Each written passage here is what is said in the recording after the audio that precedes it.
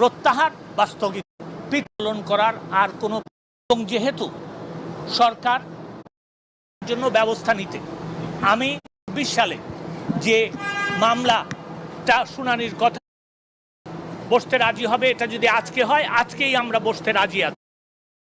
দুপুরে প্রধানমন্ত্রীর নির্দেশে সংসদ ভবনের টার্নলি এ ব্রিফিংয়ে এসব কথা জানান। রাজি হবে, এটা যদি আজকে হয় আজকেই আমরা বসতে রাজি আছি।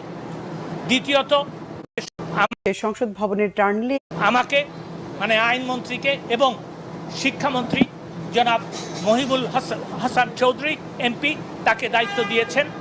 আমরা তাদের সাথে বসবো এবং আমরা এটাও বলতে চাই যে তারা যখনই বসতে রাজি হবে, এটা যদি আজকে হয় আজকেই আমরা বসতে রাজি আছি। দ্বিতীয়ত, মাননীয় প্রধানমন্ত্রী আমাকে ঘোষণা দিতে বলেছেন যে এই